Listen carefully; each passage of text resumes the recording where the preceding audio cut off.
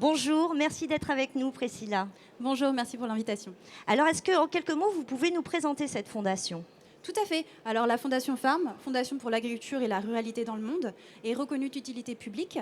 Nous travaillons sur les sujets sur l'agriculture dans l'ensemble du monde, en particulier sur les pays en développement, mais également actuellement sur le bassin méditerranéen, justement. Bassin méditerranéen, véritable sentinelle du changement climatique, je suppose que c'est l'un de vos grands sujets. Donc pour en parler, vous avez édité un livre blanc, L'urgence de l'adaptation. Le voici. La Fondation FARM qui est soutenue notamment par le Crédit Agricole Alpes-Provence, je crois. Tout à fait. Et alors, partenaires. Qu'est-ce qu'on trouve dans ce livre blanc?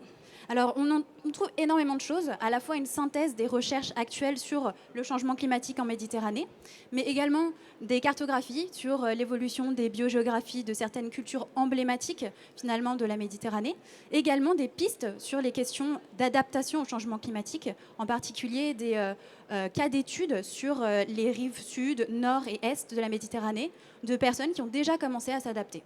Très bien. Alors, à qui s'adresse ce livre blanc? Eh bien, l'ensemble de la profession agricole, évidemment, donc l'ensemble des agriculteurs du bassin méditerranéen, toutes rives confondues, mais également tous les acteurs de l'accompagnement, puisque l'idée de ce livre blanc et l'idée du projet ACMED dans lequel s'insère ce livre blanc est vraiment d'accompagner l'ensemble des agriculteurs vers ces transitions qu'ils auront eux-mêmes dessinées.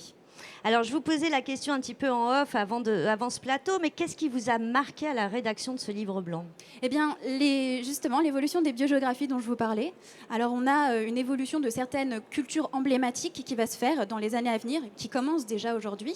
Typiquement, sur la vigne, vous trouverez dans ce livre blanc des cartographies qui vous permettront de voir où la vigne sera d'ici 2050 à 2100, tout l'ensemble des cépages les plus emblématiques finalement de la Méditerranée. Et on constate en fait que le bassin méditerranéen aura de moins en moins de terres cultivables en vigne, mais il y aura bien sûr d'autres cultures. Alors, qu'est-ce qu'on pourra mettre à la place de la vigne? Eh bien, à la place de la vigne, je ne pourrais pas vous dire comme ça parce que ça dépendra évidemment localement de chaque terroir, de chaque exploitation. Mais on verra davantage de cultures tropicales, par exemple le mil ou le sorgho, qui sont déjà introduits dans certaines exploitations aujourd'hui, par exemple en France. Mais on aura aussi également des cultures qui sont déjà en fait emblématiques, comme l'amande, typiquement la grenade, pourquoi pas. Qu'on relance aujourd'hui, grenade, amande, pistache également. Donc tous ceux qui sont pionniers sur ces cultures aujourd'hui ont raison de l'être. Tout à fait, et il faut aussi les accompagner dans ce sens et accompagner aussi typiquement les viticulteurs qui devront soit aussi s'adapter physiquement, c'est-à-dire par l'irrigation par exemple, ou avec l'introduction de nouvelles cultures sur leurs exploitations. Quelles sont les particularités de notre bassin méditerranéen? Je disais tout à l'heure que c'était une sentinelle un peu du changement climatique, vous confirmez? Tout à fait. Alors il faut savoir que le bassin méditerranéen se réchauffe 20% plus vite que le reste du monde. Quel que soit le scénario, quelles que soient les températures, il se réchauffe plus vite à cause du changement climatique. Et donc il est confronté davantage à ses impacts.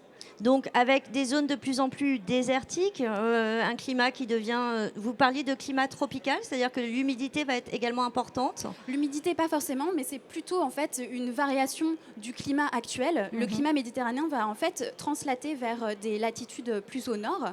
Et donc on va se retrouver avec des climats, par exemple, dans le sud de l'Espagne, qui ressembleront à ceux qui sont actuellement connus au Maroc, par exemple. D'accord, très bien. Alors, à retrouver, vous êtes pendant 3 jours avec nous sur le salon. Le stand du Crédit Agricole Alpes-Provence, qui est partenaire de ce livre blanc.